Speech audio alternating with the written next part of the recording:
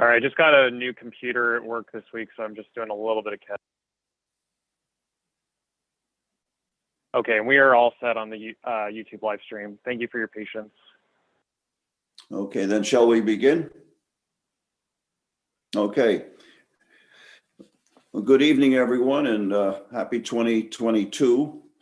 I guess we're all hoping that this year will be better than last.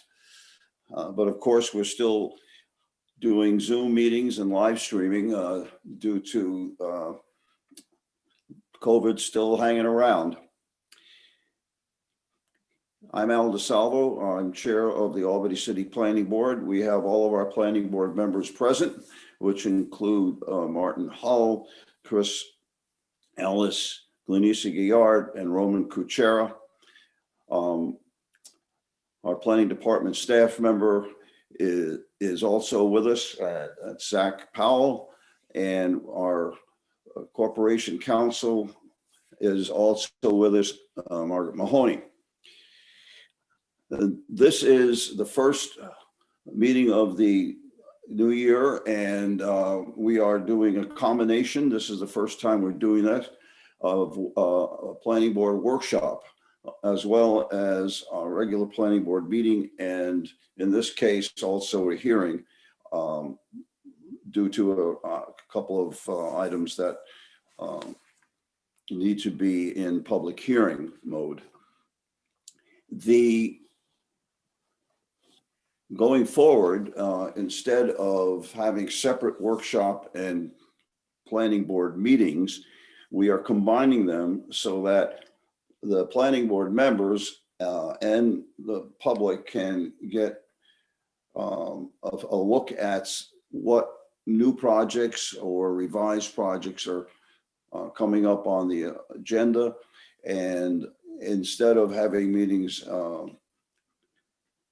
twice a month, with one being a workshop and one being a regular official meeting, instead we combine them so that we can move projects along with the intention of assisting the applicants as well as the public in seeing what the planning board has to consider in the public meetings. So tonight we have first the planning board workshop. The rules concerning the workshop is that it's between the members of the planning board and the planning board staff.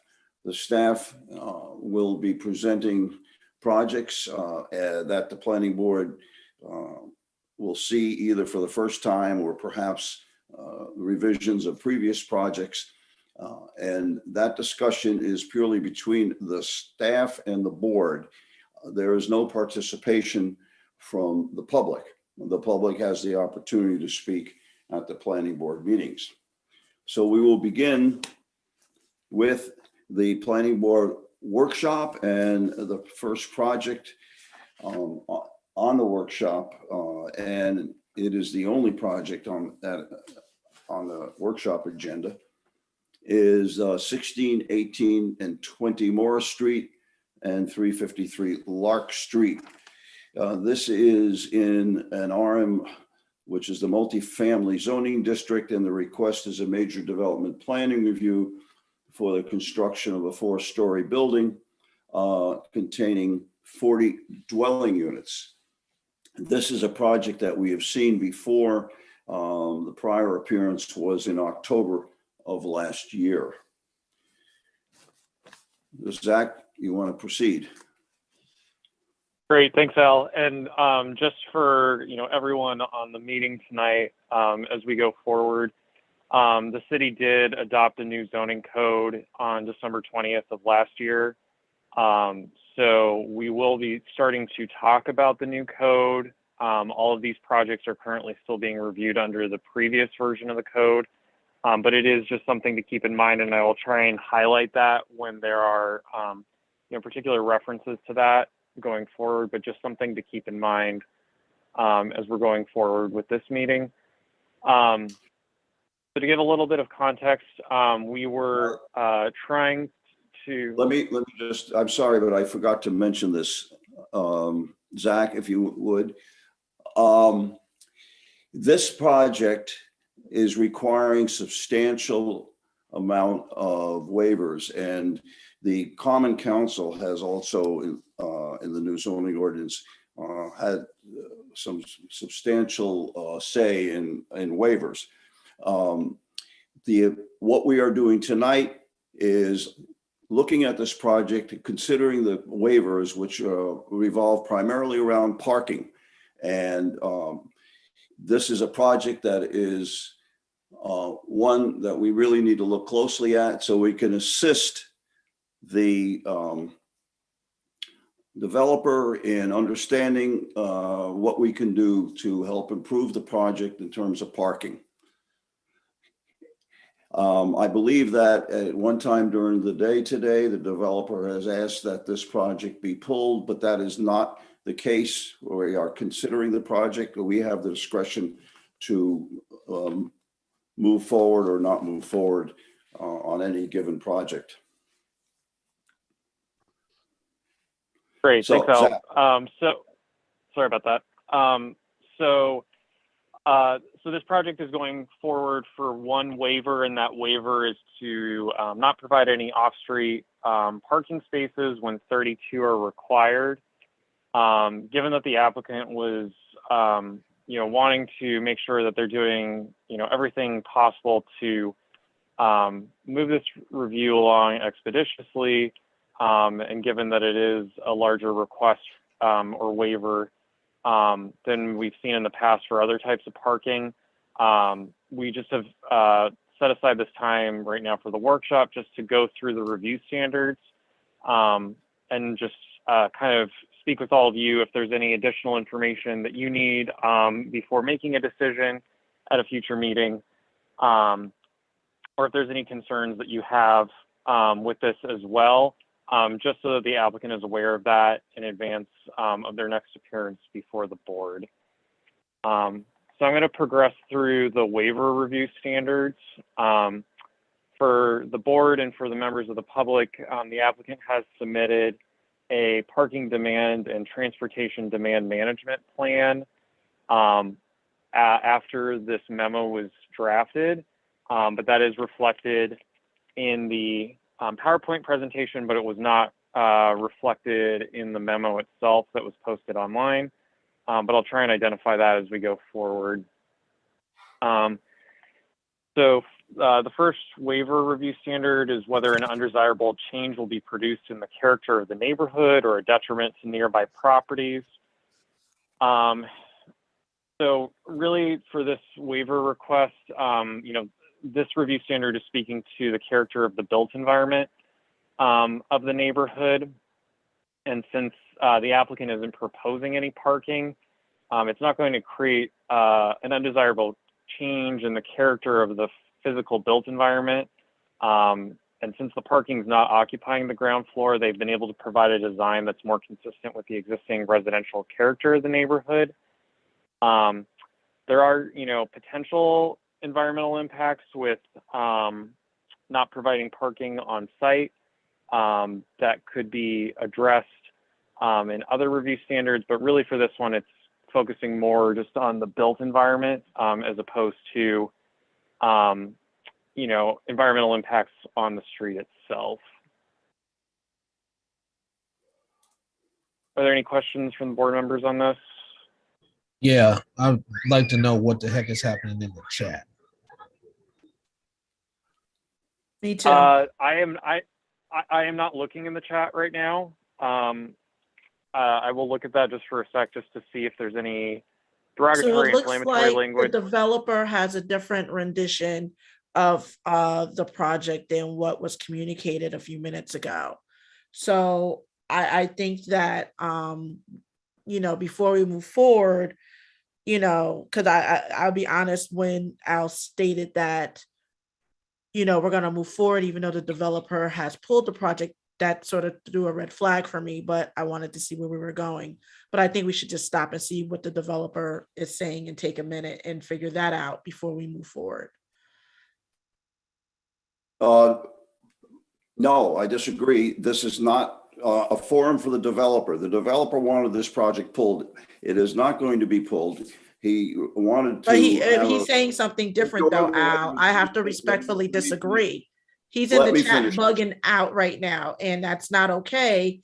If he was saying that something was told to him different from the planning board than what's being told to us. And I think for transparency and to make sure that we are transparent, we should have Zach and the developer figure that out before we talk about any of this.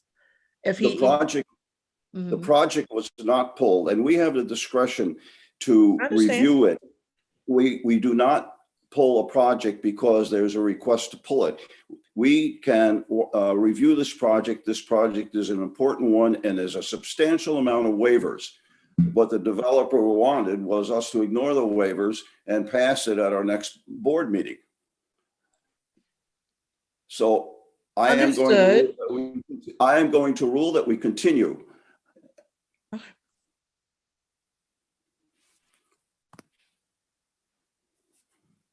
So let's continue.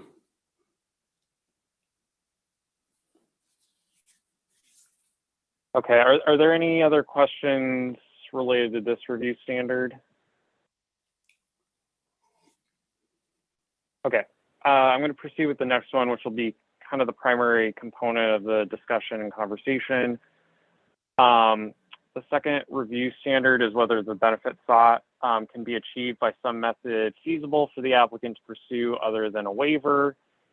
So in general, multi-unit buildings have a base parking requirement of 1 space per unit.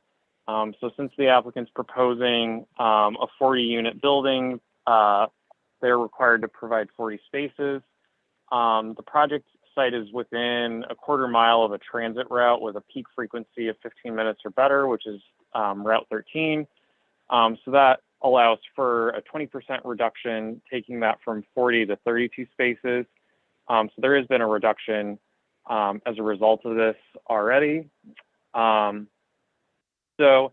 as part of this, we took a look at just all the available parking alternatives and adjustments that are in the USDO. These are outlined here. I'm just going to run through those quickly. And apologies for that. I think the affordable housing there we go. I will start with that because that's the first. So the affordable housing incentive for any development that dedicates and deed restricts 20% of all units for affordable housing for households earning no more than 80% of the area median household income. They can either reduce the minimum number of parking spaces required by 20%, or they can increase the building height by a story. So I just bring up both of these because that could either reduce the number of parking spaces by another 8, or they could theoretically increase the height of the building if they wanted to provide some on-site parking in a ground floor parking garage. The next is shared parking. This one isn't really as applicable since there's only one proposed use at the site.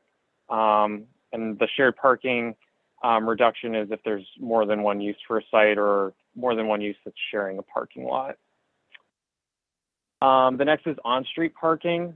So in the previous zoning code, this allowance was only given to properties that are in a mixed use or special purpose zoning district. And by special purpose, that means land conservation or industrial zoning districts.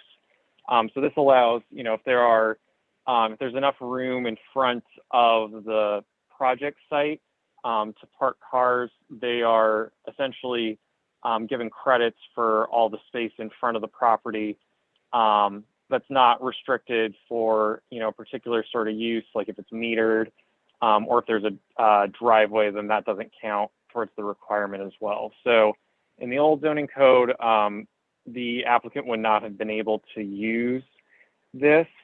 With the new code, though, this has changed to become available for properties in all zoning districts. So this is an opportunity for the applicant to reduce the request by another, I believe we've calculated it out to be 8 parking spaces. So this would reduce that request by another 8 spaces. The applicant has not asked for the application to be reviewed under the new zoning code, and the applicant has to do that before we can start reviewing it under that new zoning code, since this was submitted under the old zoning code, which is unfortunately a little confusing. Feel free to stop me if there's any questions on that. When you say that, the old zoning code versus the new zoning code, we're reviewing this under the new zoning code. Is that correct? No, right now, this application is currently being reviewed under the old zoning code. So the applicant has the option to make a request to the director or the chief planning official to have the application be reviewed under the new zoning code. So that is an option that the applicant can seek if they want to, and then that would allow them to, reduce their parking requirement by another 8 spaces. Oh, so that would allow him to have a further reduction under the new zoning code. Correct. Okay. So if right now, based on what you've presented so far, if he presents under the new zoning code and requests that we consider it under that code, there would be an ability to reduce by 16 spaces. Is that correct? The 8 in front of the property plus an additional 8? For the transit reduction, correct. So then that would bring down the total request to waive 24 spaces. Okay.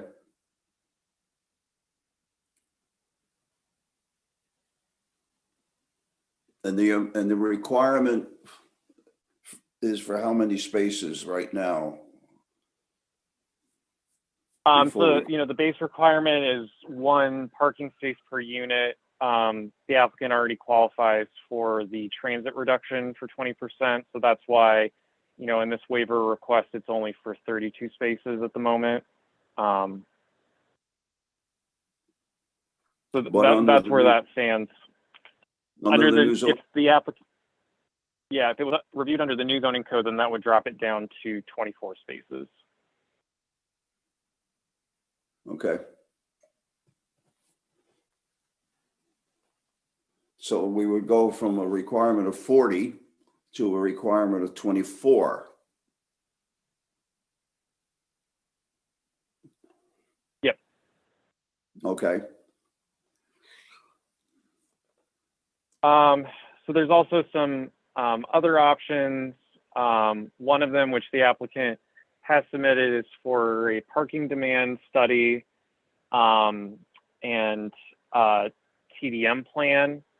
So essentially it's showing how the applicant, through certain programmatic or infrastructure improvements, is reducing the parking requirements or anticipated parking for the site, based on the number of employees, the minimum parking requirement, and what activities will be done. And that plan has to show that it's not going to create additional traffic congestion in the surrounding area as well. So the applicant has submitted a plan on the 7th after our office had requested that, and a comment letter on the 28th. They have referenced in their application that there's space in front of the project site that would equate to 8 spaces, and they are seeking a universal access agreement with CDTA. In response to that, we've requested a copy of the TDM plan, which was provided, as well as a draft copy of the universal access agreement with CDTA. I think I missed. Bear with me just 1 second. If the Yep, go ahead, Al. Yeah, if the affordable housing piece is also included, that reduces the requirements some more, does it not? So Yeah, we that go would from- reduce it another 20%. So then that would drop that down to 16 spaces total. If the rent or sale of the units is deed restricted to people who make no more than 80% of the median household income for the city of Albany. Okay. So then, so far, it's conceivable that the requirement is 15 spaces under the new zoning ordinance. Yeah, it could theoretically drop that low. It could drop even lower. The other option, and I'm sorry that these slides got out of order, but the other option is for off-site parking within 300 feet of the project site. So the image on the right shows a buffer of 300 feet from the project site. So really the only larger or more substantial parking lots within 300 feet are the parking lot for the Market 32 on Delaware Avenue, and then the portion of the city right-of-way that's used for the middle school as well.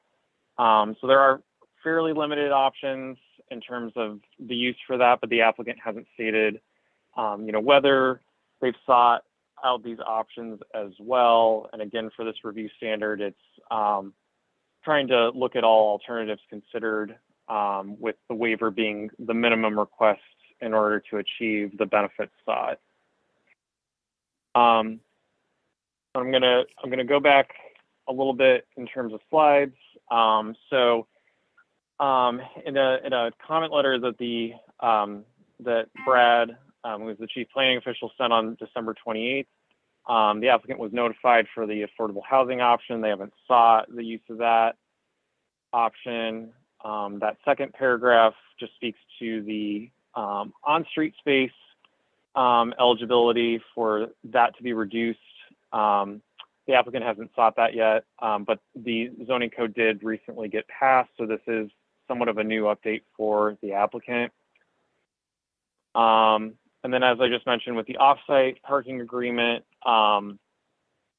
the applicant hasn't provided any evidence that they've attempted to seek parking agreements with either Market 32 or the city for either of the available parking spaces, but it is likely that it would probably be difficult, at least for the portion of the right-of-way being used as a parking lot in Hackett Middle School. And it would not, the available space in the Market 32 parking lot would not achieve all of the required spaces either. So the applicant did submit the parking demand and TDM plan.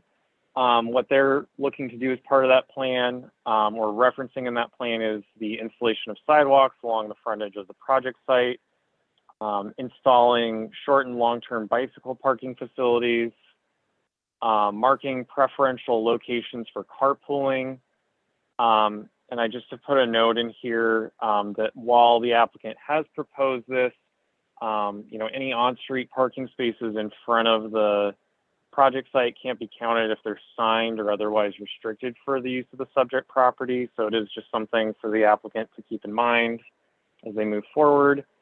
As I mentioned earlier, they're proposing an agreement with CDTA for the Universal Access Program, and they're also looking to create an agreement with the CDPHP Cycle Program, which is run by CDTA and CDPHP, and then a potential partnership with 511 New York Rideshare iPool 2, which is a website that connects people for ride-sharing options in the state of New York. And so their proposed implementation strategy is in years 1 and 2, they are planning to conduct a baseline commuter survey and site assessment to monitor the modes used and evaluate policies and infrastructure improvements, establish a 511 New York rideshare subgroup for residents of the building, have participate in the CETA Guaranteed Ride Home program.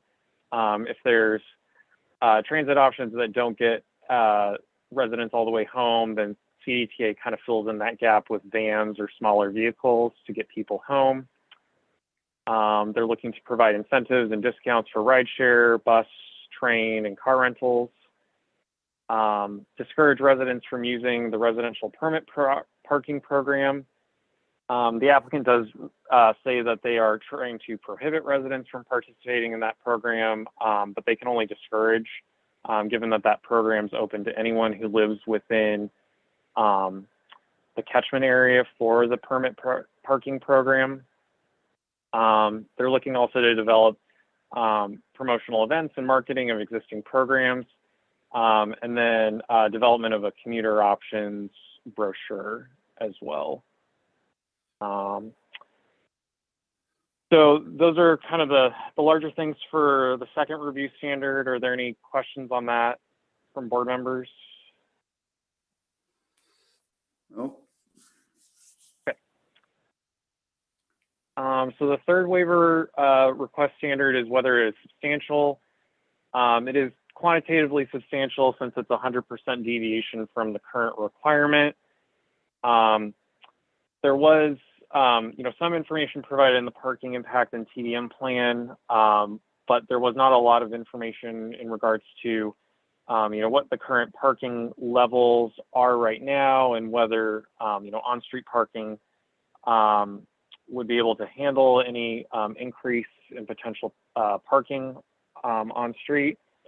So at least in my perspective, when reviewing this, there probably would need to be a little bit more information just to confirm it's not qualitatively substantial. And I think, again, as part of this workshop session, if there's any additional information that you as board members need, we can relay that to the applicant so they can provide that information in advance of their next appearance before the board. The fourth review standard is whether the waiver would have an adverse effect or impact on the physical or environmental conditions in the neighborhood or district. Again, while they have mentioned certain activities and improvements, they haven't necessarily connected the dots on how those improvements and activities would satisfy or prevent any adverse impacts on the conditions of the neighborhood or district. So I think it would just be, at least on our end, good to see a little bit more of a direct relationship between those activities and what they're anticipating the result would be on the surrounding area. I think they would all have a positive impact. It's just gauging how much of a positive impact they would have on reducing car usage would be helpful. And then the fifth waiver request standard is whether the difficulty was self-created, which it is, but that does not preclude the granting of the waiver by the planning board. So as I mentioned before, I think at this point, I think for planning staff's perspective, it's good to just get any feedback, any questions, any type of information that you all would like to see so I can pass that along to the applicant so that they're prepared for the meeting, the next meeting that they are at. So they are in a position for you all to feel comfortable that you can act on the application. So I don't know if anyone has any initial questions or comments, but I'm happy to take those down and then relay that to the applicant.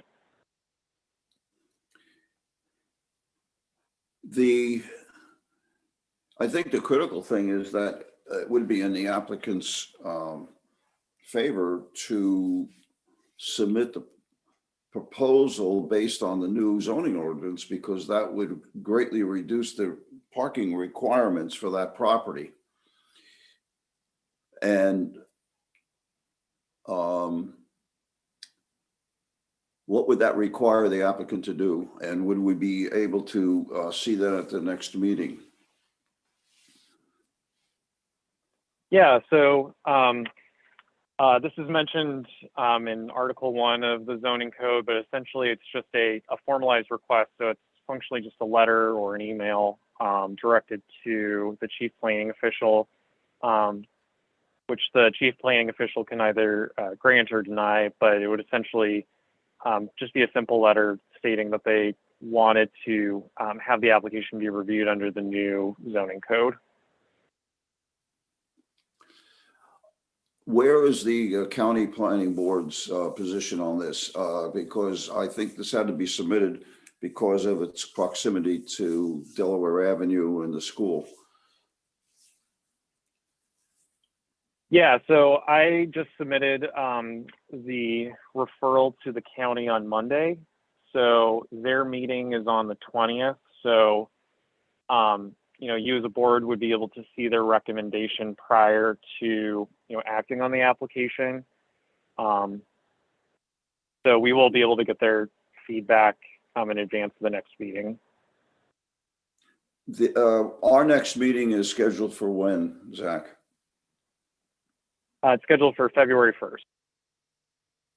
Would we be able to act on this on February 1st, or would we have to wait for the planning board of the county to make a recommendation before we can act? You all would have to wait for the county to make a recommendation, but it's anticipated that that they will make a recommendation at their January 20th meeting. So that would be, you know, 12 days in advance of the next planning board meeting. So it should be sufficient time for them to provide a response. Oh, the next meeting for the county planning board is January 20th, not February 20th. Yeah. I No, thought you said...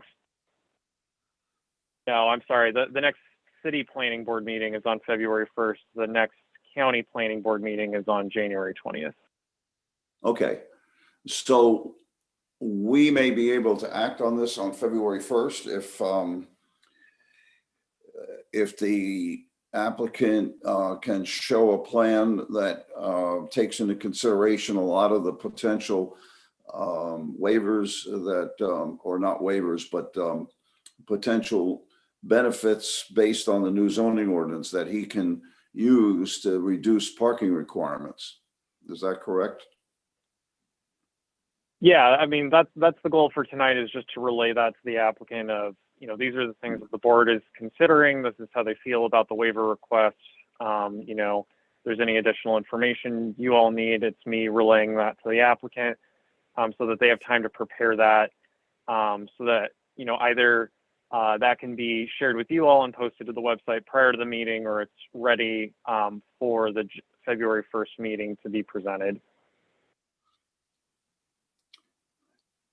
I know it was a long presentation, but one other question I have is whether or not, and I might have missed this, but under the new zoning code, if it's necessary to get some on-site parking and reduce the footprint of the building, can the building be increased in height? Yeah, so as I mentioned with the affordable, and I'll go back to that. So if the applicant applied for the affordable housing incentive, they could either use that incentive towards either reducing their parking requirement or increasing the height of the building by 1 story. So they could increase the height of the building by 1 story and just have a smaller footprint. Oh, okay, so it's either or. Yep. Oh, okay, that's where I missed it. Any questions by the members of the planning board after this presentation? Martin, do you have any thoughts about the issues as you see them, being a transportation expert yourself? Well, I think, yeah, I think it's, you know, it's one of the most aggressive, you know, alternatives to the automobile programs that we've seen so far. So I'm very curious about how it all fits together. I need to read through it in a little bit more detail. Okay.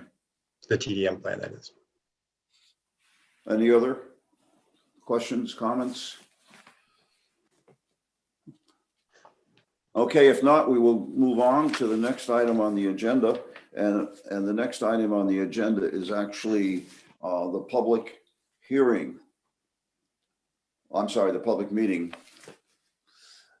And I will give the ground rules for public meetings. The applicant will speak first, and the applicant will have 6 minutes. Well, I'm sorry, 10 minutes, because this is a new project. The applicant will have 10 minutes to present what the proposal is. And the planning board members will then be able to ask questions to the applicant. That would be followed by the public making comments, or anybody who wants to make comments. You need to sign up by getting in touch with Zach, our planning board person who's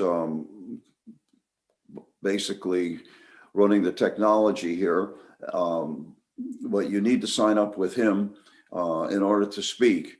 And you need to sign up before we begin the actual meeting and not during the meeting. So anybody who wants to speak should sign up early. You have, each public member has 3 minutes, and Zach will explain when we get to that point how you know that your 3 minutes are available.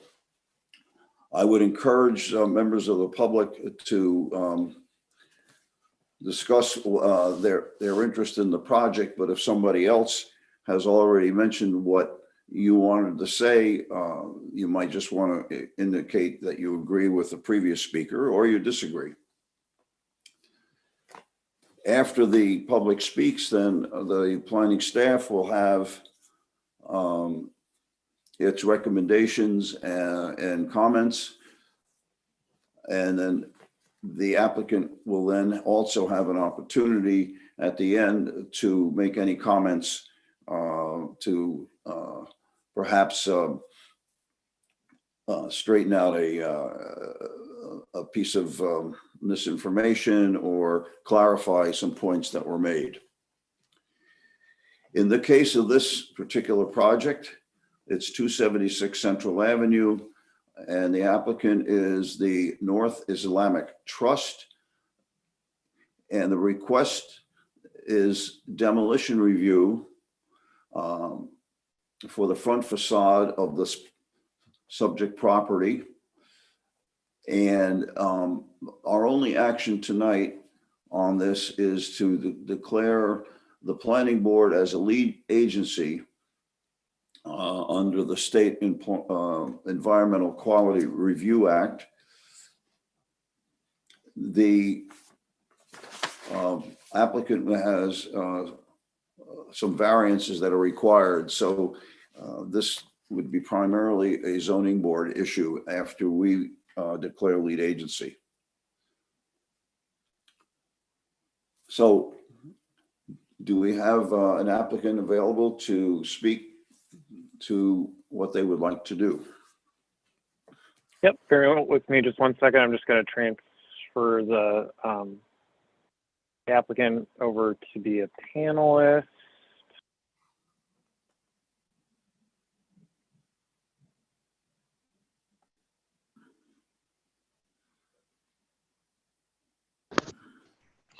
Hi, good evening, everyone. Hi, Ahmed. Ahmed, are you the only presenter tonight, or do I need to make anyone else a panelist? So we have also our architect on the call. Not sure, I'm not unable to see. His name is Raza Murmanesh.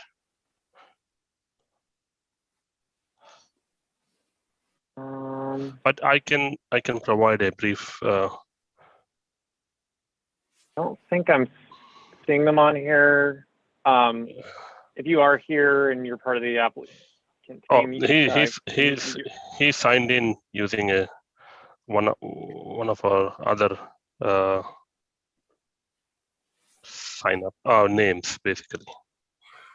Do you know what name he used? So he has, I think he has said, "I'm here." As Shadab Ahmed as dark red Perfect. color. Perfect. Thank you. Give me just one sec. Sorry about that.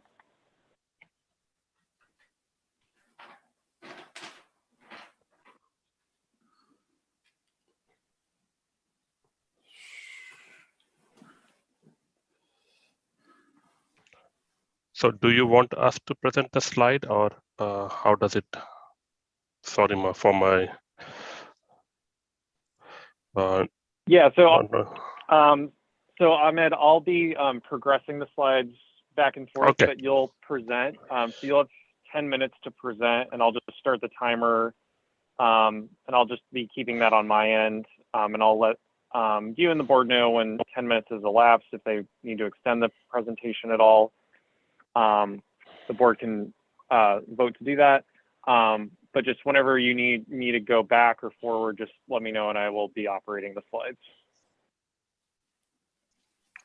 Sure. Thank you. So Rosa, do you want to present, or do you want me to go ahead? If you're speaking, you're on mute.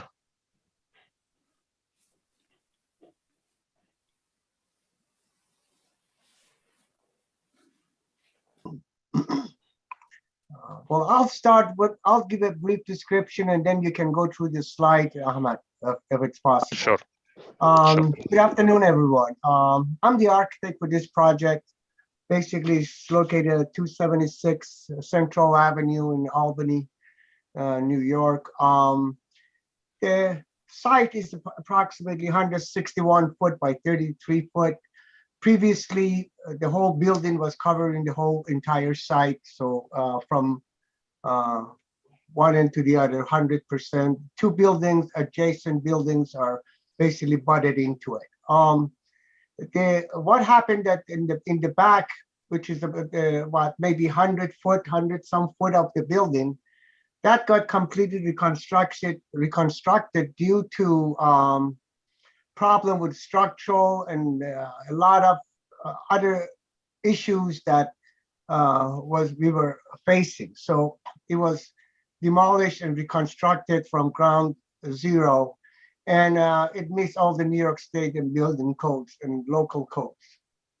Now we are planning to demolish the front portion, which is about 50 feet long and 33 feet wide. Of course, the front faces the Central Avenue, and having said that, the front is even worse than the back. There are two levels. Even when you walk on the second floor, somehow they build up the flooring up. There was some fire on the second floor that you can still observe, that some charred wood you can see on the second floor. The floors are not even, they're up and down due to deformation and deflection of the beams and joists. The same for the first floor. So we are planning to basically demolish the front and add to the brand new portion on the back, which the plan that we've submitted basically shows that continuation of the back portion extending to the front. And the foundation pretty much is in their shape. Some piers are not doing well. Basically, there is no concrete foundation on the left and right of the building if you stand in front of the building. Basically, the adjacent buildings provide the brick walls separating this. So basically, that's why we are planning to demolish it and reconstruct it as we did in the back. That's in a nutshell. If Ahmed, you have any other points, please proceed.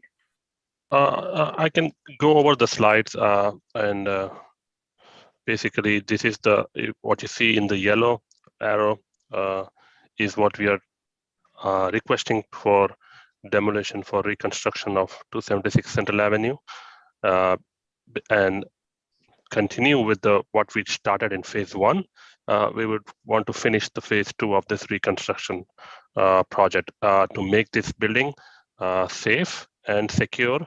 Everything from fire safety, because this is the only community center for our community in the Albany city of Albany, and there are a lot of people who utilize this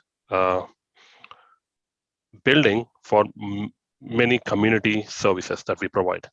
So basically, we are requesting for allow us to demolish the front part of the building, which is not safe, in a way that we pretty much only use the first floor. Second floor we don't use because of like I said, our architect has mentioned some burnt out timbers and their floors are uneven. So we plan to make this much more safe and secure for all of us to use that building.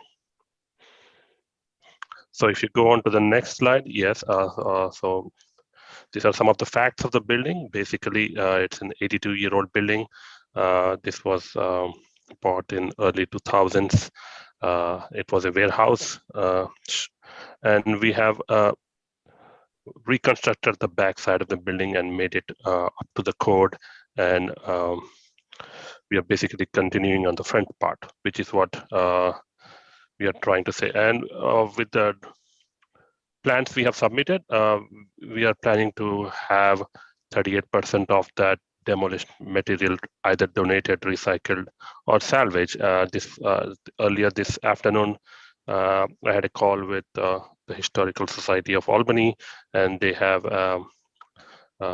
they will be following us up if the plan goes through to have some of those parts of the building to be salvaged. So anything to add, Raza, on this? No, that's pretty much, you touched on basic issues that we need to present. Yeah, so this is a demolition review, so we can go to the next slide. This is the plan, basically what we plan to proposed plan for the first floor, and in the next slide we have a second floor plan. Sorry, one sec. All right. While you're doing that, where's the entrance? So this building has entrances on Central Avenue. On the what you see on the screen is the left is the entrance. This is the second floor plan. So you come up to the stairs and there's an elevator on the bottom of the screen. But if you go back one slide, you have an entrance in the middle of the building with a kind of a small lobby area. Yep. That is the main entrance to come into the building. And the back entrance is all the way in the back, which is the Bradford Street. So this goes all the way from Central Avenue to Bradford Street. Thank you.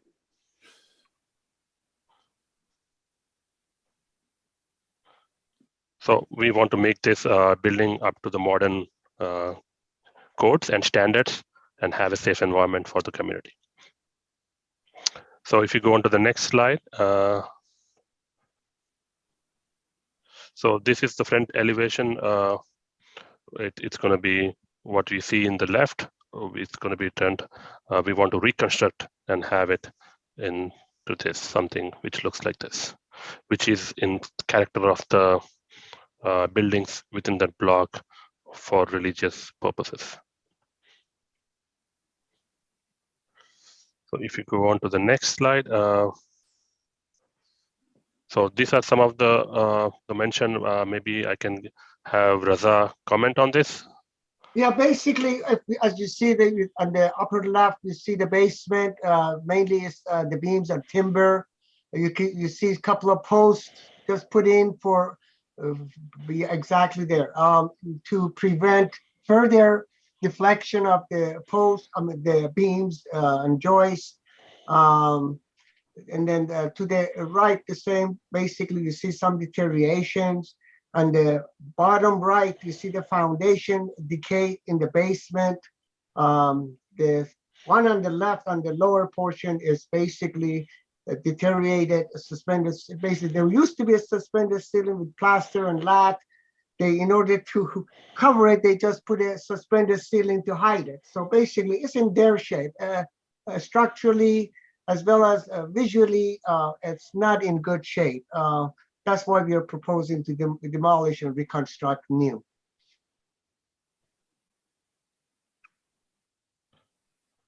So that basically is the end of the presentation, I believe.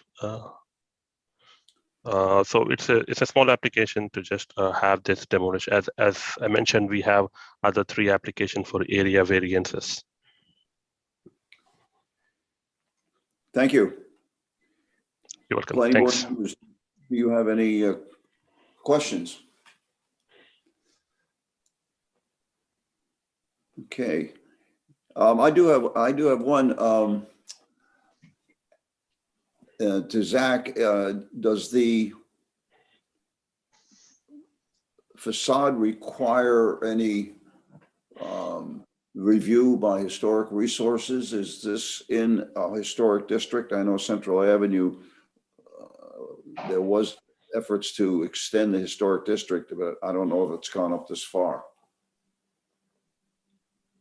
Yeah, so there were efforts to extend a National Register district along Washington and Central Avenue, but National Register districts don't require local review, and it's not a local designation. So since this property isn't locally designated under historic district, it would not need to go to the Historic Resources Commission. Okay. I wanted to ask the applicant, I go by often in front of your mosque, and early in the morning. Is there any use? Is there anything being used now in that space that you just described, or is it just unsafe and you don't use it? I mean, it's not unsafe to use it. We use the first floor, not every day. So it's just like a pass through mostly to go to the back of the building. Okay. And do you plan on doing anything to the building to the west, which is, I believe, where your worship service is?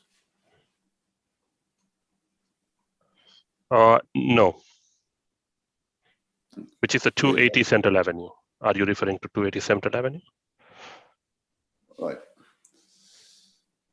So Thank you. there's no plan to have a, yes. The one you see on the right is the 280 Central Avenue. We don't have any plans to do that, any work on that. Okay. Is there anyone from the public who would like to speak? No one signed up to speak. Okay. Zach, then the planning department has comments.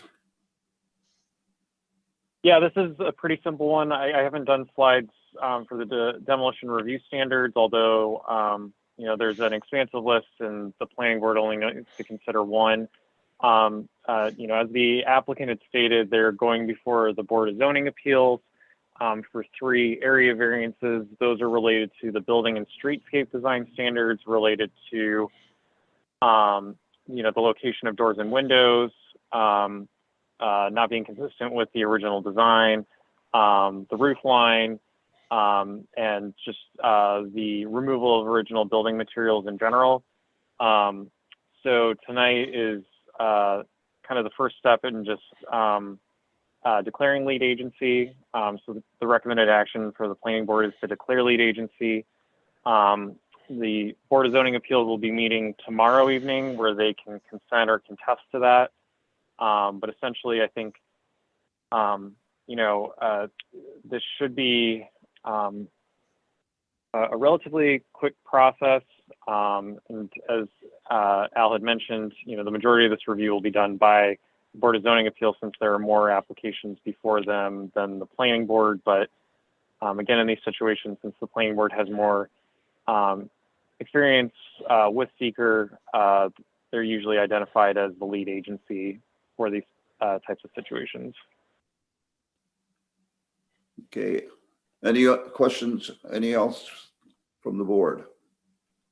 Okay, hearing none, I will entertain a motion to declare the planning board as the lead agency for the State Environmental Quality Review Act. So moved. Moved by Roman Kuchera. Is there a second? Second. Okay, second by Martin Hull. Was it Martin Hull? Yes. Okay. Okay, all those in favor, please say aye. Aye. Aye. Aye. It's passed unanimously. Okay, thank you. Thank you for your time. Thank you.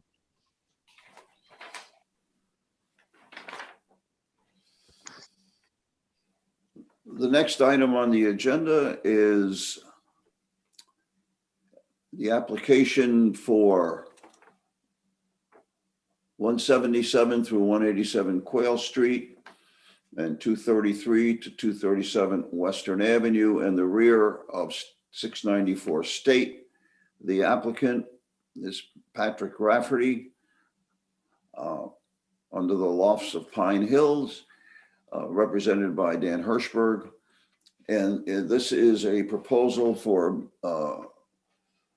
the development of two 4-story buildings totaling 100,000 square feet approximately, with 83 dwelling units and about 5,900 square feet of commercial space, as well as the construction of a surface parking lot with 69 spaces. And this also includes the demolishing of 9 buildings. The planning board will remember that this project has appeared on a number of meetings in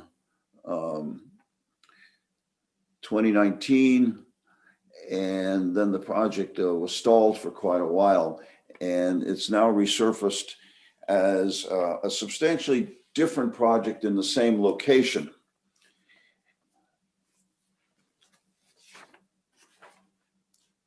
So, do we have an applicant?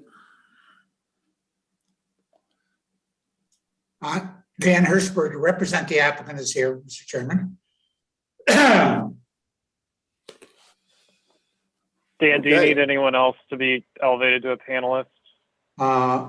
If Chad Stewart or Scott Townsend is on, maybe they could be promoted. And I don't know whether or not Pat Rafferty wants to be available a panelist too, although I think maybe I can answer most of the questions.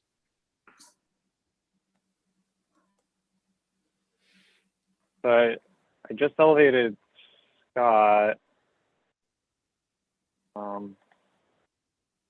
And Pat, you can always provide a chat message if you do decide later on that you'd like to be elevated. I'll start the timer for 10 minutes now. And again, Dan, just let me know when you want to progress through your slides. Yeah. Thank you, Zach. Members of the board, this project you've seen before in 2019. We went through the entire project and ended up with an approval for a different site. There were significant changes made. These were primarily made because of the foundation situation. The foundation soil situation was much worse than we originally thought. Consequently, building a garage under and a 5-story building would not work economically. So the scope of the project was changed. The 5-story portion of the building was removed, and parking underneath it, which required excavating significant soil, was also removed.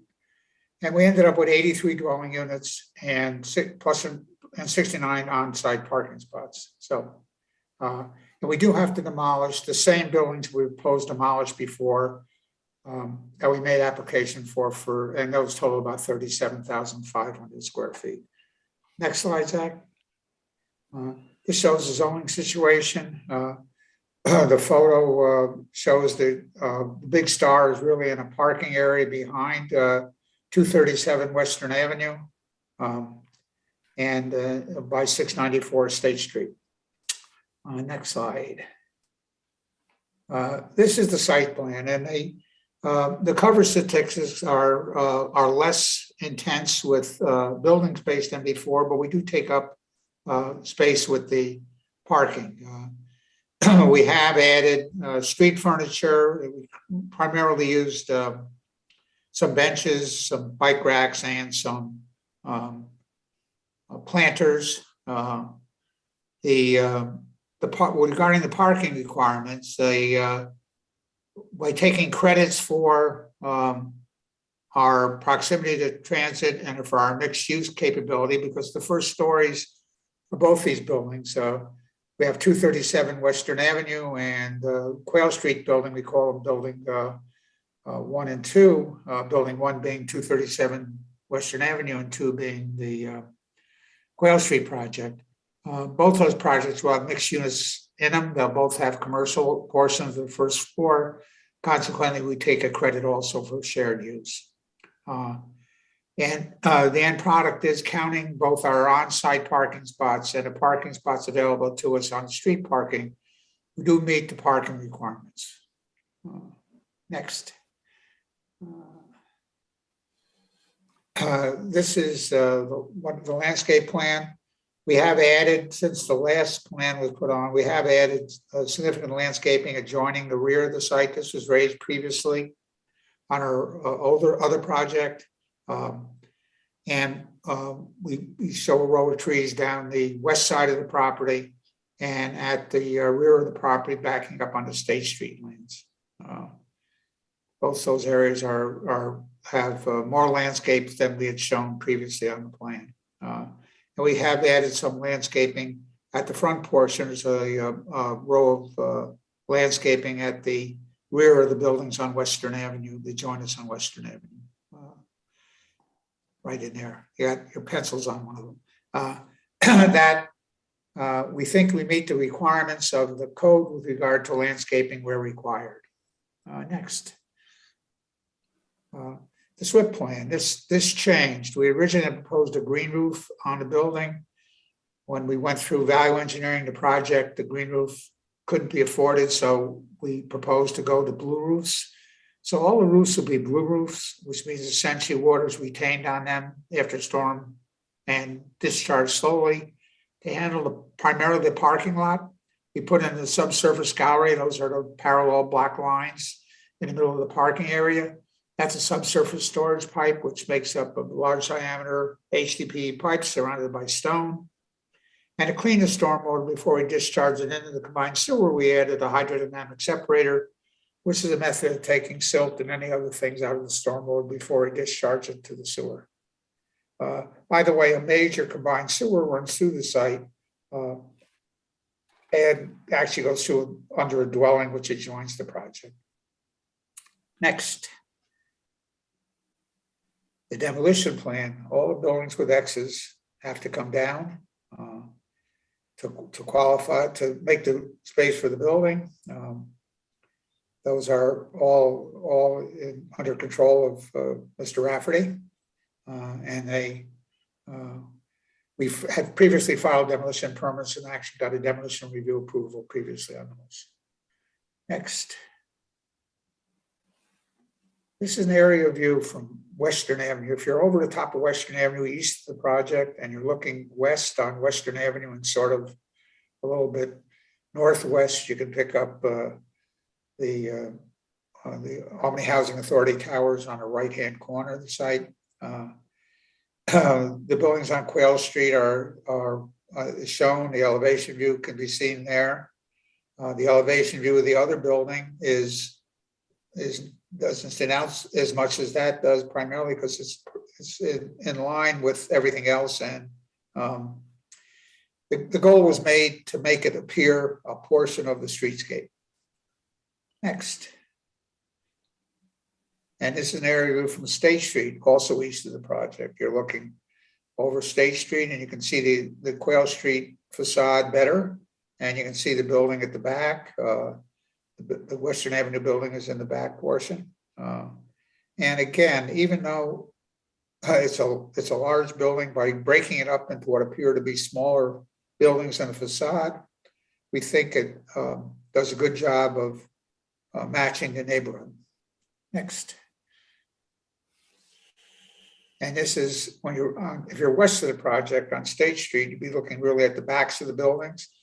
So you're looking at the back of the Quayle Street building on the left-hand portion, and the back of the Western Avenue on the other portion, and the parking lot. Without many cars in it. I don't know where everybody's parking that day, but they're not parking at their apartment, so it must be someplace else. Next.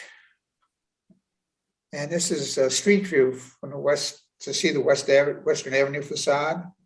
I think that you can see that it blends in quite well with the facade of Western Avenue. And next, we have a street view of the Quayle Street facade looking from Western Avenue. The alignment is kept up at the street line to make it appear to be on the same line as the buildings we're demolishing.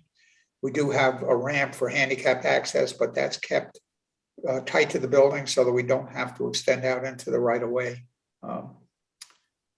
The project, although there were significant numerical changes, from an appearance standpoint, these elevation views look very similar to the elevation views that the plans that were originally approved. And the buildings are laid out similar too. Next sec.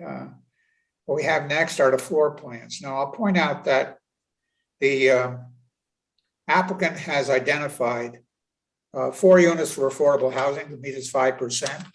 And there's on Western Avenue one, there's one on each of those floors. There's a 1 bedroom on the basement floor and a 2 bedroom on the first floor. The basement floor is a little misnomer because at the back of the building, it's a full story because of the drop in grade. It's a fully exposed story at the rear of that building. So although it's called a basement, it's a basement, and the front has a basement level, but at the rear, you're at grade. Next plan. This is the Quayle Street building, and that's the basement view of the Quayle Street building. And 1 unit on that is a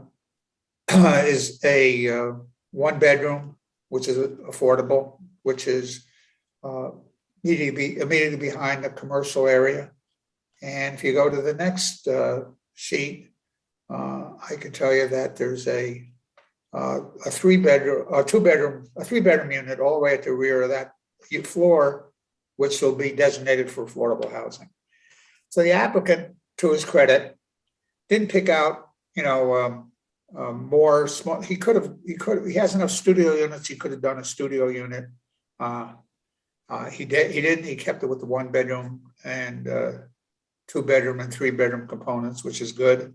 Those would be more available for the affordable clients who would need them. I think I have a couple more slides.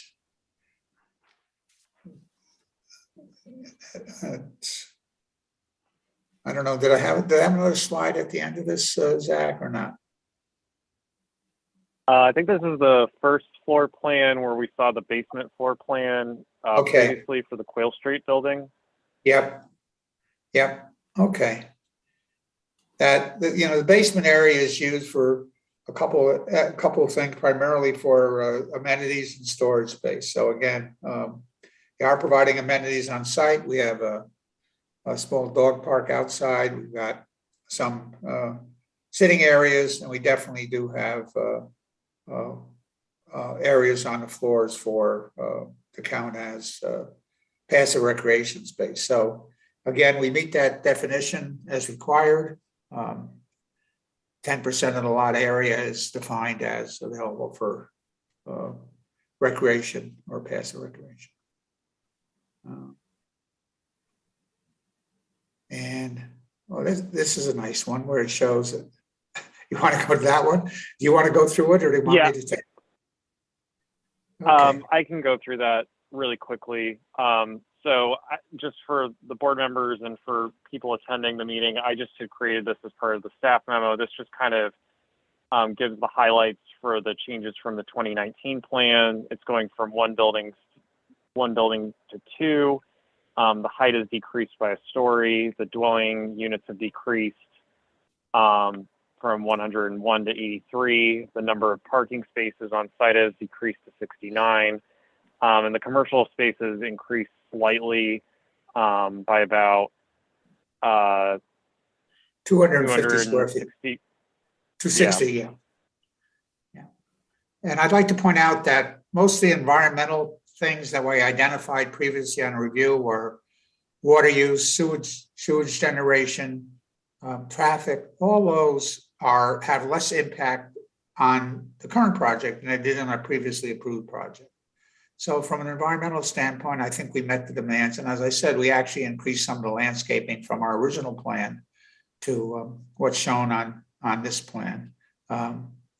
So we think that when the plan was approved in June 25th, 2019, the staff and members of the various departments did a thorough review, stormwater management review, review from DEC requirement that we get a sewer extension, because they're using more than 2,500 gallons. We demonstrated that we're reducing the amount of flow to the combined sewer by significantly more, actually 4 times that, so that we could generate additional sanitary sewage. That's a big issue with regard to residential uses in the city. When you increase the amount of sanitary sewage generated, you have to reduce the amount of flow at peak times from storms. I'm prepared to answer any questions which the board may have. Okay, thank you, Dan. Board members, questions on the project? Let's see, I guess one question would be the commercial space. Is that ground floor retail for the most part, or is there any office or any other type of space? No, it's we're calling it general retail. However, if somebody that wanted maybe a real estate office or something that's generically falls in retail/office definition, they would be possible tenants. Unfortunately, Pat has no tenants to announce now. He would like to, but he doesn't. But at the point where we get them, we would certainly make the accommodation to show how they meet the demand here. But again, the main issue here was providing the commercial space so that the Quail Street and the Western Avenue facade would have attractive looking retail opportunities along it. And we think this does that because it's, the way it's broken down, you see that floor, that's the first floor plan. You could break it down easily into two units on either side of it, or maybe even 3 on the southern portion, 3 different uses on it, and they can all have their own entrances. So it's, it's a good place to use, and as additional accommodations be made as soon as they have any tenants to accommodate. Okay, thank you. Thank you. And Dan, amenities, I remember last time, I think it was gonna be a rooftop patio and stuff. Is that all gone or what? No, we actually do have the rooftop patio is kept. Whoops, I'm one of the plans, I think. Yeah. Oh, there it is. Okay, see, if you take a look at that list, I'll go back one elevation view. You can, this one here, you can actually see the portion of the Quail Street building has still got a rooftop patio area. And the same thing on Western Avenue. So again, we've kept the concept there. Again, we still think it's a good concept, and people will make use of it, I think. Okay, and green space increased slightly then? Our total green space stayed, well, no, the code says you can count, you can count green roof as green space, in which case our other plan had more green space. We did away with the green roof. So consequently, this plan has less total green space than before. But compared to the existing site coverage,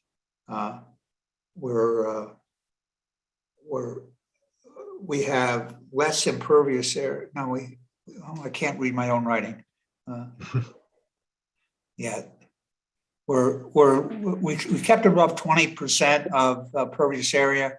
The existing site is like 29. Further All right, questions? thank you. Thank you. One of the comparisons that was not in the little box that Zach put up on the screen, and I'd like to go back, and that's to the demolition plan. Can you go back to that slide? Okay. First, can you orient us to what streets are where on the plan? Is State Street on the top?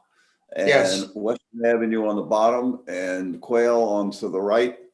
That's correct. All those dwellings on Quail Street are the addresses that you read out originally for Quail Street. Those are all the buildings that make up a portion of the project. They all have to be demolished as well. And the two buildings that are on the rear of 694 State Street, that's that area with the two X's on it that are sort of behind the Western Avenue portion. Those have to be demolished. Those are garages, right? Yeah. Those have to be demolished. And two buildings on Western Avenue, 233 and 236. Is this more, less, or the same as the number of demolitions that were proposed under the other plan? It's identical. Okay, thanks. Same buildings had to be demolished. The site area stayed exactly the same as it was before.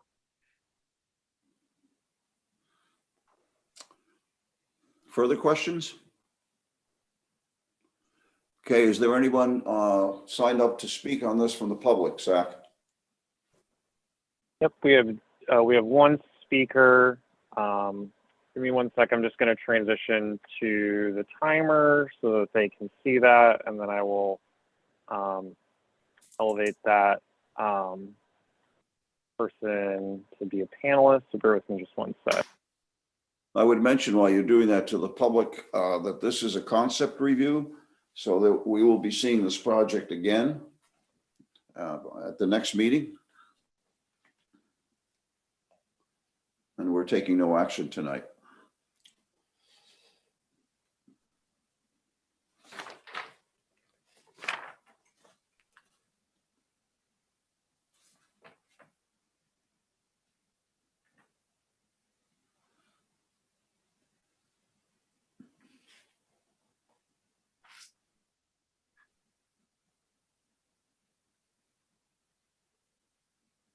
Sorry about that. Not seeming to let me promote speaker. Give me just 1 sec.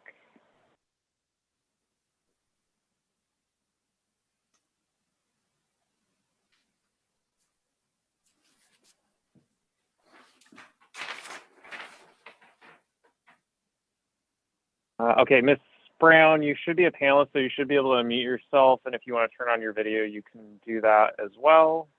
Oh, hi. Can you hear me now? Yep. Hello? So, okay, great. Feel free to start whenever you're ready, and you have 3 minutes to speak. The concern I have is that we don't know exactly what the commercial space will be used for. So I would like to see more parking incorporated in case the commercial space becomes an office front that does a brisk business, maybe some eat-in restaurants that would require their patrons to have parking. And I just wonder if the amount of parking spaces, even though it may meet the USDO, is really going to be in real life sufficient. And I will withhold any other of my comments till the next meeting. But I would like that to be taken into consideration. You know, assume that each storefront, and how many storefronts are there, is going to be an eatery and going to want to have sidewalk as well as dine-in potential, and what that would do to the parking situation in the area if more spaces were not added. What they have sounds like it's a reasonable number of spaces for residents, although and are allowed or allotted for will start parking in areas that are going to create pushbacks into neighborhoods that are already having parking difficulties in between, in some cases, Quail and Delaware and New Scotland and Delaware Avenue in the areas around Albany Med and Willett Street and Madison Avenue and the side streets around the park. So I was a little dismayed when I heard the new parking standards for new development, because anything in that area that adds parking, people parking on the street more than they are right now, is going to promote more difficulties in surrounding neighborhoods. And while we would like to think that people will not come with cars, we're in a harsh weather environment. And from what I see in all new developments, people have come with cars, and people who are longtime residents of the areas also have vehicles for the most part. Maybe we don't drive them every single day, but we also live in an area that is in close proximity to Saratoga and tourist destinations, not far from the city. People bring their cars, and we really need to take that into account more than I think we are. And I do appreciate your time and indulgence. Thank you.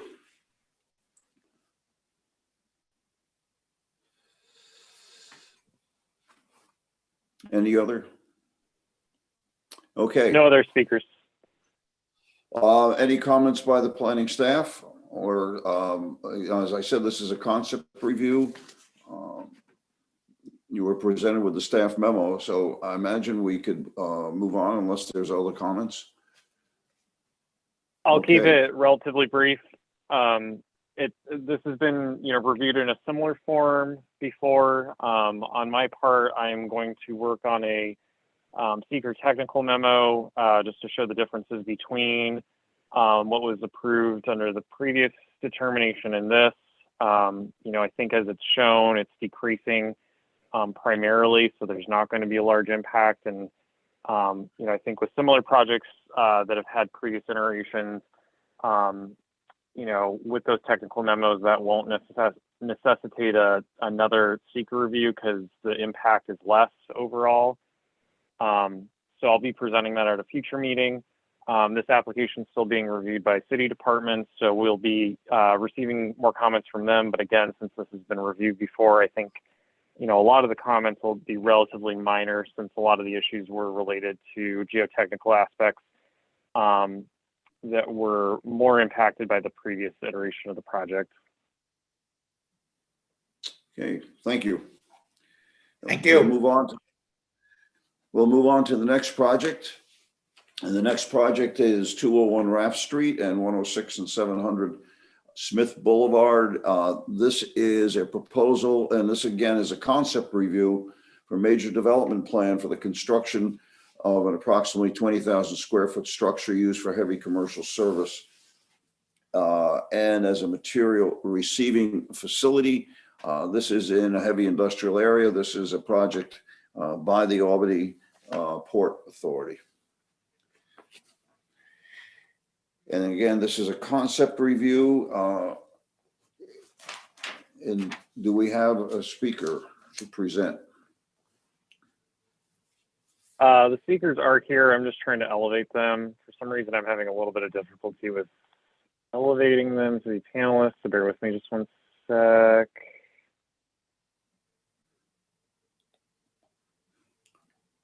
So Steve, you should be able to unmute and turn on your video if you'd like, and let me know if there's anyone else that you'd like to elevate as well to be a panelist. Speak.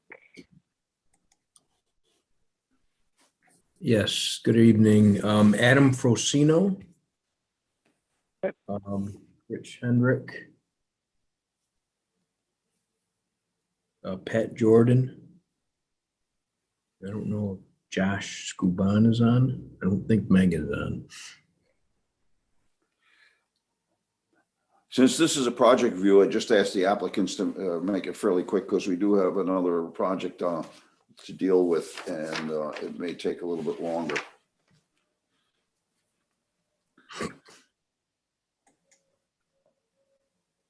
Okay, and you have 10 minutes, so feel free to start whenever you're ready. Okay, good evening. My name is Adam There is Frosino. Megan Daly. Please add Megan too, please. But go ahead, Adam. So good evening, everybody. My name's Adam Frasino. I'm the project manager on this project from McFarland Johnson, the design engineer.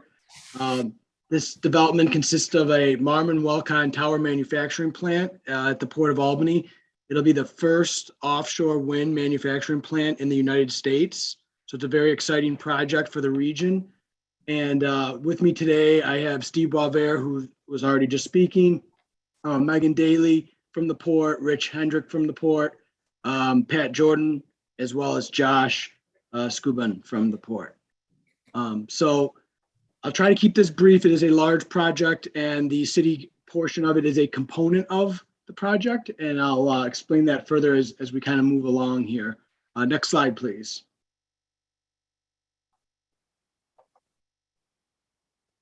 I want to just give an overall time frame for this project. It has been going on for some time. In 2018, the project was acquired by the port. A generic EIS was completed. And now in 2021, the state did announce the offshore wind project at the Port of Albany. So that is when we started going through the site plan approval process for the specific developer on the site. With construction anticipated for 2022, 2023, and it being fully operational in 2024. There is a link at the bottom of this slide to the Port of Albany's website that has a bunch more information on the project if you're interested. Next slide, please. I wanted to take this opportunity to just explain offshore wind in general and what will be happening at this site. So on the right-hand side is a typical offshore wind turbine. At this manufacturing plant, they will be producing the white tower section you see labeled as the top section on that figure, as well as the yellow transition pieces. Those yellow transition pieces will be half underwater, half above water, just to give you an order of magnitude of what we're talking about here. Next slide. As I previously noted, the seeker process is already underway with the town as the lead agency. A number of documents have been submitted, including preliminary plans for various aspects of the project, as well as a supplemental EIS to add in the additional components of the project beyond what was already reviewed and approved in the generic EIS. Next slide, please. So just to go over the overall project, the Port of Albany is the owner. Marmon Welcon will be the operators of the facility. There will be 5 separate buildings totaling 626,000 square feet. 4 of those buildings, buildings A through D, will be located within the town of Bethlehem at the Beacon Island site, not within the city of Albany. Building E, the 5th building, at 700 Smith Boulevard, which we're talking about tonight, is located within the city of Albany. The raw materials for the project in general, the whole site, will be delivered to Building E, where they will then be transported by Marmon Welcon owned trucks, flatbed trucks, and they will deliver the materials to the manufacturing site for on-time delivery. So there aren't going to be any materials stored at the manufacturing site. It'll be at Building E, which I'll show in a visual in a second here. All the employees at the manufacturing facility will enter that facility through the River Road entrance for employees only. And there will be some employees that work specifically at 700 Smith Boulevard, the receiving building that will enter that building and park on site at 700 Smith Boulevard.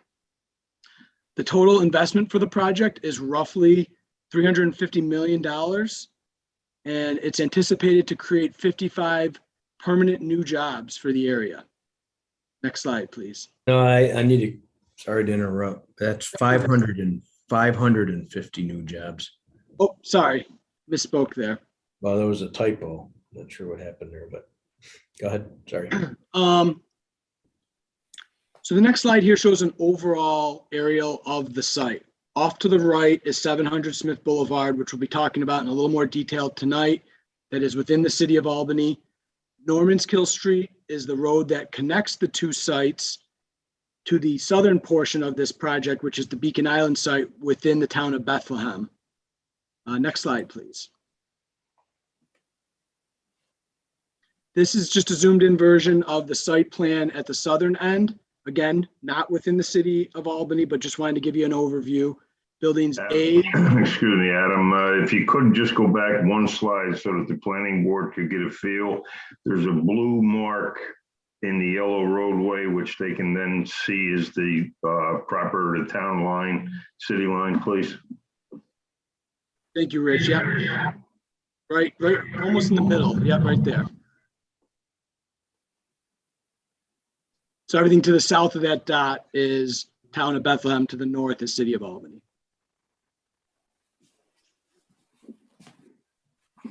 So at the manufacturing site, there's 4 buildings proposed, as well as a wharf. We'll go back one slide, thank you. As well as a proposed wharf, as well as a new bridge that will connect that Norman's Kill Street to the Beacon Island site. Correct, yep, right there. Next slide, please. This slide is just a visual rendering of that previous slide. Next slide, please. That's again, the Bethlehem. That's the Bethlehem site. Yep. So I'll dig into a little more details of the 700 Smith Boulevard project, or portion of the project that is within the city of Albany. It is a previously developed site that is now a brownfield site. And I'll go through some of these details as you see on the site plan. So you can go to the next slide, please.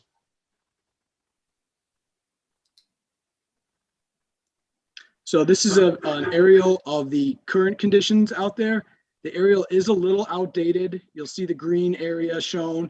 That's actually all a remediation cap that was placed in 2020, 2021 as part of the site management plan. And that is a gravel and millings cap on top of the site.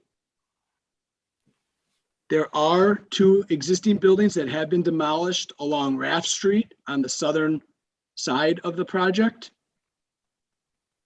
Yep, right around there. And then on the eastern portion of the project, there are 2 other buildings that will be demolished as part of this project. Next slide. This is the overall site plan for 700 Smith Boulevard. On this site plan, you'll see there's a proposed rail spur coming in off to the left, off of the existing rail yard. This is the primary source for all of the raw materials to come in, which are primarily steel plates, which are located within the staging area, which is where all those rectangular boxes that you see. There will also be other materials such as large flanges and things like that nature within the staging area. The staging area will not be paved. The staging area will be a dense graded aggregate. The paved areas on the site will be the 2 entrances to the site for vehicle access and truck access. That's one on Raft Street at the bottom left of your page. And then one off of Smith Boulevard, which is on the right side of the page. Those are the darker shaded areas.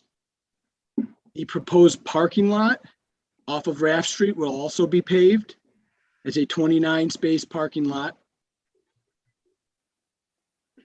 And the proposed site will have security fencing around the entire site and have gates at the proposed vehicle entrances. The employee parking lot will be open to the public and not fenced in. The lighting for the site will all be off of wall packs from the building, proposed building E. There will be no site standalone lighting, trying to keep in consistency with being cognizant of the neighboring communities. The drainage for the site will all be directed to the north, which is up on this page, to a main trunk line that goes directly to the Hudson River. The stormwater will be treated for water quality prior to being outletted into that trunk line. And there currently are no anticipated variances required for the site plan. There are a few plan review waivers that will be submitted for landscaping a few extra parking spaces, and sidewalk. Next slide, please. These are some elevations of the proposed building. The upper left elevation is the view from Raft Street, essentially the front of the building. The one on the upper right would be the back side of the building facing the staging area. The bottom left would be facing the railroad, and the bottom right would face the parking lot or Smith Boulevard. There's some color to the front of the building, but the rest of the building was kept neutral colors of grays to try to blend in with the rest of the environment in the port. The total, the maximum, I should say, building height is 43 feet for this building at the peak. Next slide, please. So lastly, I just wanted to kind of review the process that's going through right now. The town of Bethlehem, as I noted, is the lead agent. We're almost complete with the seeker process, with the anticipated to be completed by early February. A number of meetings and studies were completed. Most recently, there was a public hearing on December 7th of this year, as well as an environmental justice public meeting for the Ezra Apprentice. That was on December 21st. The project does include comprehensive environmental studies that have been reviewed by the town. Some that are applicable to the 700 Smith Boulevard would be the traffic impact study and the air quality analysis. The project is proposing off-site improvements for some of those traffic and roadway improvements. And what we are presenting here to the city tonight is for conceptual review of the project and solicit any input, and with anticipation of acquiring site plan approval from the city after seeker approval is obtained from the town of Bethlehem. With that, we'll take any questions you may have. I know we tried to keep to the 10 minutes and went through it relatively quickly here. So any questions we'd be happy to answer. I think that was a relatively thorough presentation, especially since we'll be seeing this again. I have two questions. How far south is the proposed building to be built from the Ezra Apprentice development, and where are the trucks entering to get onto the site as compared to where the Ezra Apprentice homes are located? If you could slide up to the overall aerial. I think that's probably, yep, one down.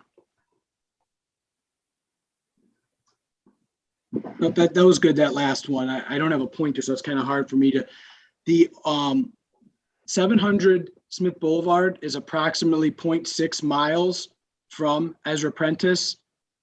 The main site is approximately 1.5 miles. The Beacon Island site is approximately 1.5 miles from Ezra Apprentice. And then you were asking about the truck routes. The trucks that will be entering the site will be coming from the north down Church Street and through the Port of Albany, yep, right in that area, through the Port of Albany to access 700 Smith Boulevard. Correct. They would, yep.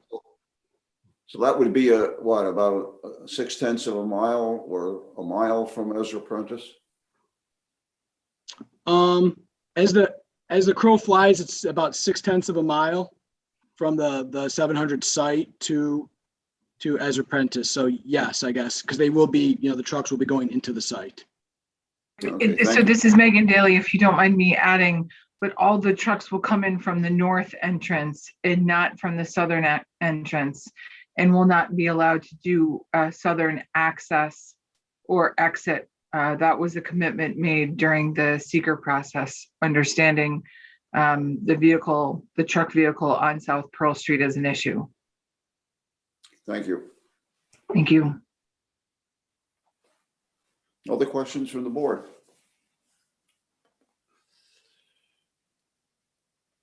Okay, hearing none. Are there any comments from the public?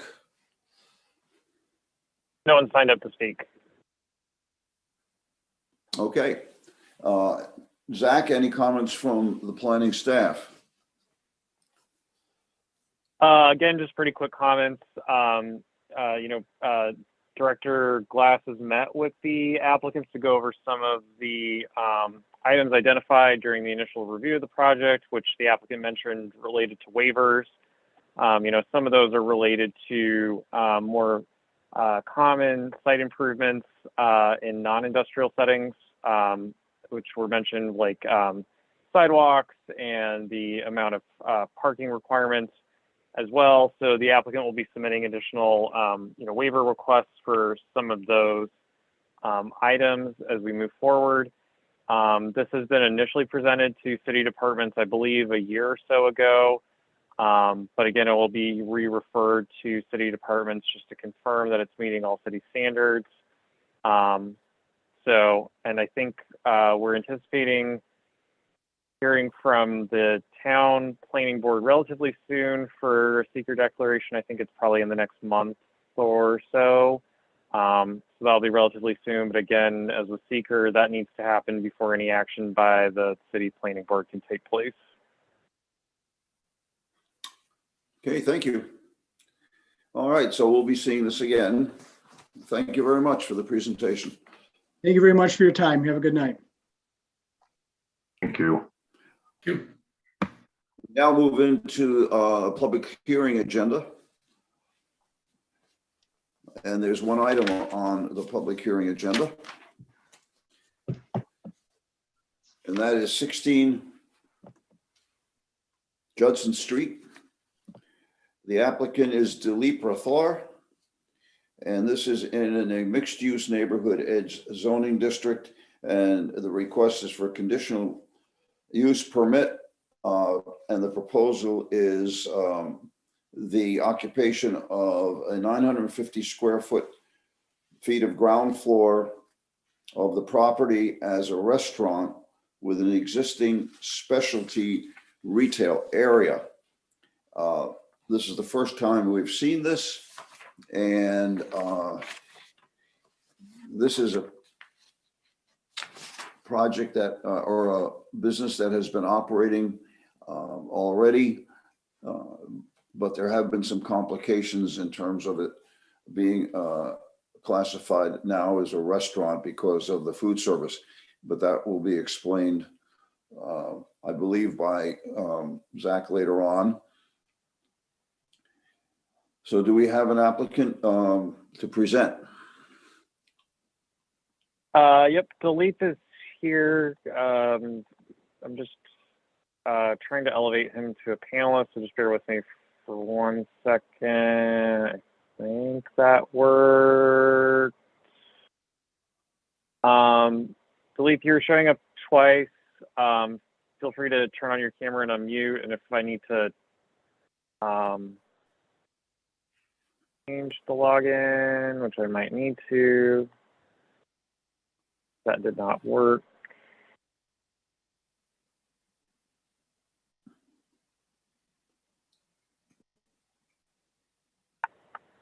I'm having a little bit of, oh, there we go. Philippe, so you should be able to unmute and turn on your camera if you'd like. You'll have 10 minutes for the presentation, and then just let me know when you want me to progress or go back for slides. Can you see me? Hear me? Yes. We can hear you. Yep. Okay. Yep, and we can see you.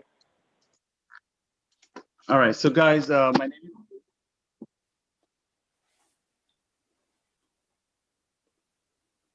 And we can't hear you now. Something with the audio just changed. Did it come in? Now we can hear you. It was just when you started to, yeah, you should be good now. Okay. So, hey, good evening. My name is Dilip. Good evening to the Mr. Chairman, Board of Members, the Planning Department. Yes. Dilip, can you move yourself or your microphone closer to where you're speaking, because you're sounding a little bit muffled? Okay, can you hear me now? Yes, much better. Thank you. Perfect. I'm going to keep the phone like this. All right. So I just want to thank each and every individual out there who are joining us. Everyone's story was so interesting, but mine story is not that interesting. So basically, we opened up this place in 2017. We were cooking on the griddle. Building department came in, the codes, and they asked us to say we need to have a hood. So we applied for the hood. We were going to get approved on October 1st, 2021, but somehow the planning department got involved in it, and they said, oh, we need some kind of variance to have hood installed in it. So now we are at this stage requesting all you members to give us permission to install a hood so we can have a normal cooking process. We are located on 16 Judson Street, Albany, New York. I don't know if you guys can see the building pictures previously, but yes, this building, we completely rehabbed it. It was just a building sitting there for the last 20 years, deteriorated, drug activities, everything you guys can imagine, it was going on there. And we just brought it back to life and doing something positive in the community. So this is where 16 is. All right, let's go to next slide, if you don't mind. All right, so amazing, beautiful building coming up. So we do have a couple of speakers. Norma Chapman must be here, Sam Fine is here, and Joyce Love also wants to add their inputs onto, see if you guys want to hear from them too. And if you have any questions or concerns, I would love to address those. Okay. So basically, board members, if I'm correct, and Zach, you can correct me if I'm wrong, but basically what we're looking at is mainly for us to approve the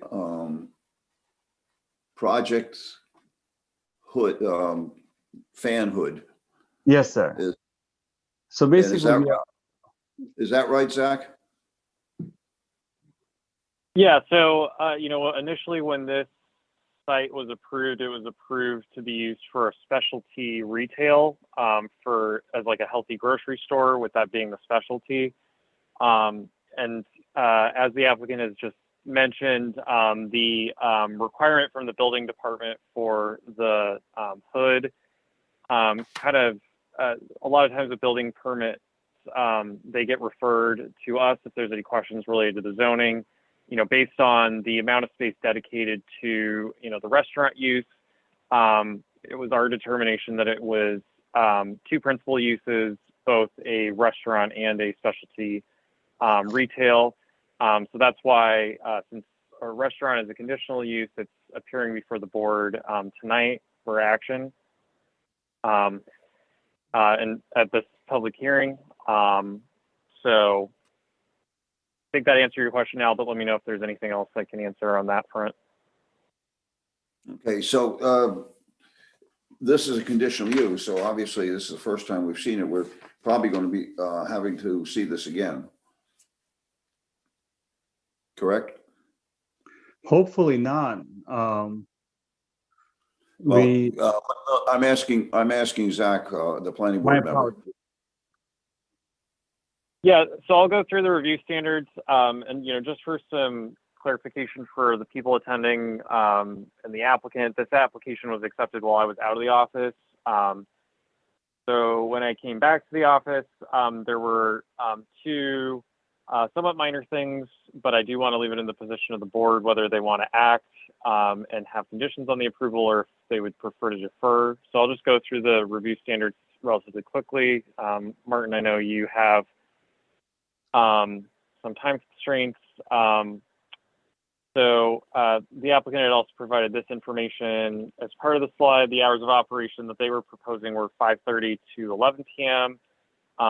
For the zoning district, the permitted hours of operation are 6 a.m. to 11 p.m. So it is opening 30 minutes earlier than it's permitted to for the use.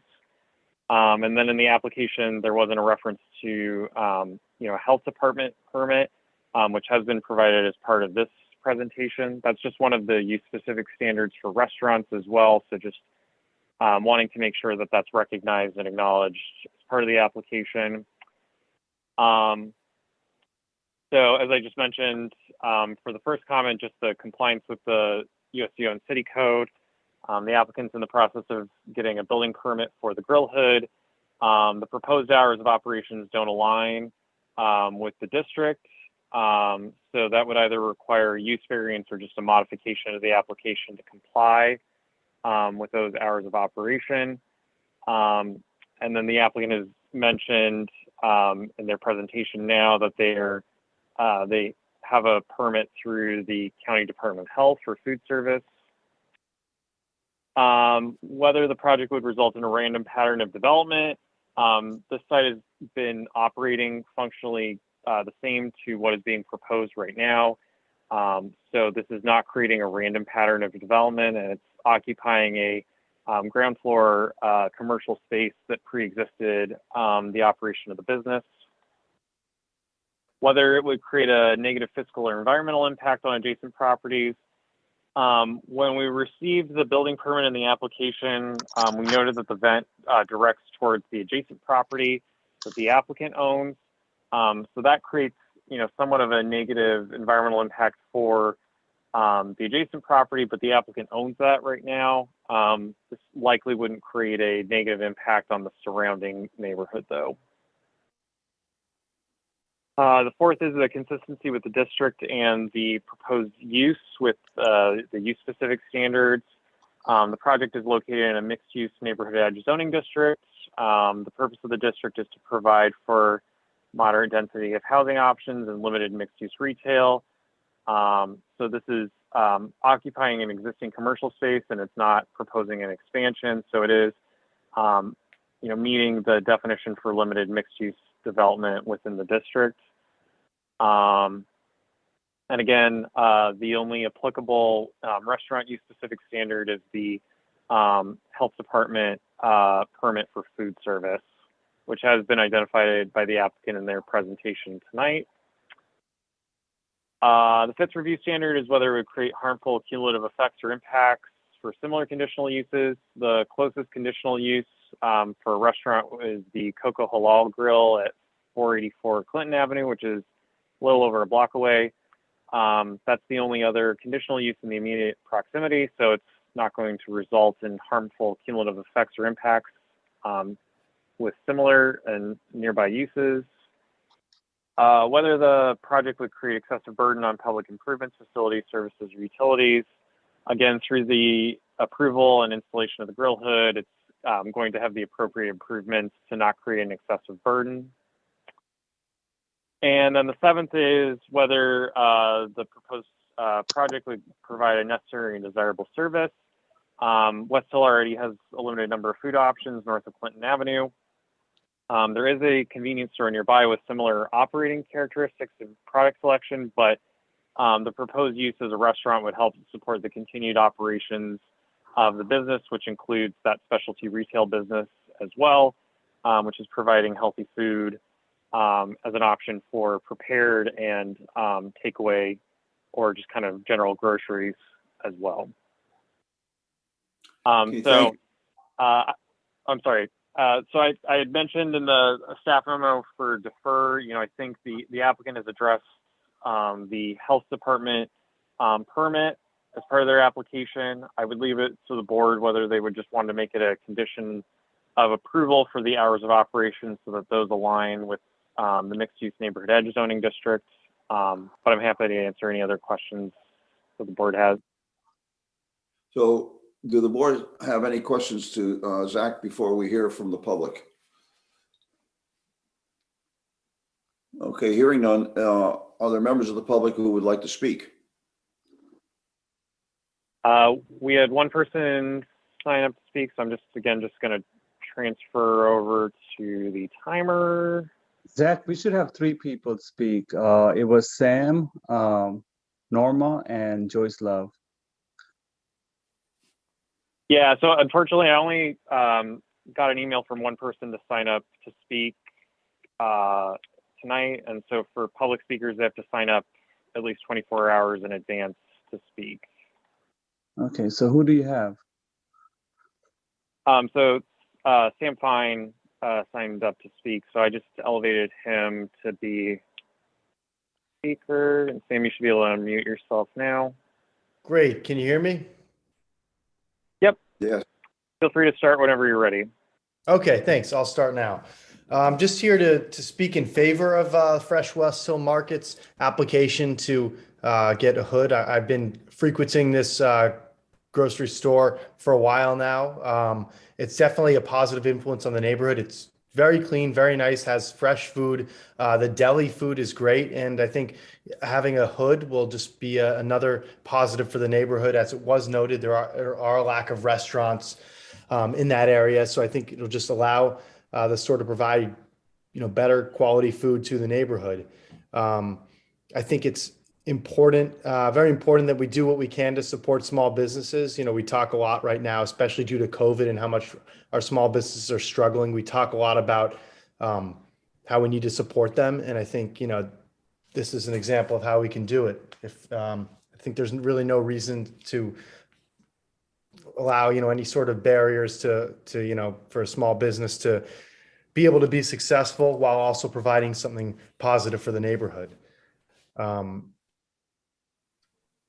Yeah, I still have some time left, so I'll just add, I think there is a sense of urgency as well. I know there was a discussion about the timeline, and I know that this store has been, open for a while, and, it's struggling, I think, to turn a profit because, we're in difficult times. It's in an economically depressed neighborhood, which makes it difficult to operate. And I think we need to, do what we can. Any sort of delay just, makes it more difficult for, the business to survive, especially in the times we're in. So I strongly, I speak strongly in favor of this proposal. I think it's a benefit to the neighborhood, benefit to a small business that's working hard to survive and be an overall positive. Okay. Thank you, Mr. Fine. Thank you. I noticed that you mentioned that Council Representative Joyce Love would like to speak, but she didn't get her in on time. But since she's the council representative for the area, I would ask the planning board would be willing to waive that rule of procedure and allow her to speak. Yes. Yep. Sure. Okay, thank you. And Ms. Love, if you're on right now, since you are the council representative for that area, you have 6 minutes as you represent the larger community. Zach, can you bring? I don't think I see Councilmember Love on the speakers list. Let me see if I can text her if she is. And just to let the board know, I did pass along the same message to Councilmember Ballerin, who is still on the call right now, about signing up to speak 24 hours in advance. Happy to modify if need be going forward. Again, there are just some time constraints and ability for us to keep receiving new signups to speak, but just wanted to make you aware of that just for transparency and parity.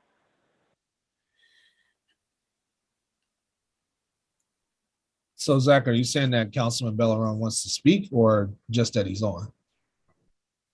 He had asked if he could still sign up to speak for 276 Central Avenue, which was the mosque application.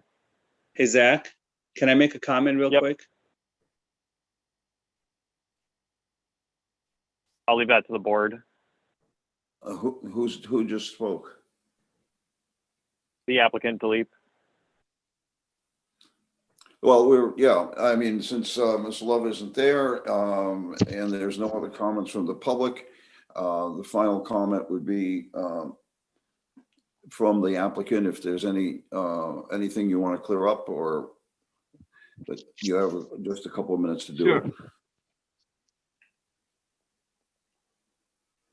So I don't know if you guys can hear me, but there was 3 things that was mentioned. We owed So timelines, that was 5:30. We'll definitely make the adjustment and do a 6 o'clock. So that's definitely fine. And then New York City Department of Health, once a year, they always come to inspect the place, and we'll definitely be working with it. We never had any deficiencies with them so far. So we'll definitely continue to move forward with them. Okay? Okay, thank you. Yes, sir. So the applicant requesting a conditional use for the project. And the staff has indicated that the requirements of the county health department are in and done. So I would entertain a motion to approve the conditional use of the property as a restaurant. Do I have a motion? So So moved. moved. Second. Okay, so I think I heard Chris Ellis move and. No, that was Martin that moved and Roman that second. We got to let Roman get back into the swing of things. You know, he's Yes, exactly. Okay. Okay, are there further discussion? Can I just make one quick point, Al? Yes, Yeah, I would just recommend, just on a staff end, that there's just a condition that the proposed restaurant can only be open from the hours of 6 a.m. to 11 p.m. That's fine. well, he already reiterate that. The applicant already Right, but stated that he. Right, but just since the application materials show that it's 5:30, just memorializing that, just so it's simpler going forward for the applicant as well. So it's noted, so it's not creating any additional delays. So Oh, okay, I understand. that was the only So recommendation, but I'll leave that to the board. So it's only, since it's in the proposal, so Martin, would you modify that to state that the proposal is to, the motion is to approve the conditional use with the condition of starting at 6 a.m. Absolutely, sure. Roman, accepting that? Yep, second again. Yep. Okay. Move again. Any further discussion? I noticed in the applicant's proposal that one negative thing that was mentioned was a smell of bacon. I would think that would be a positive draw.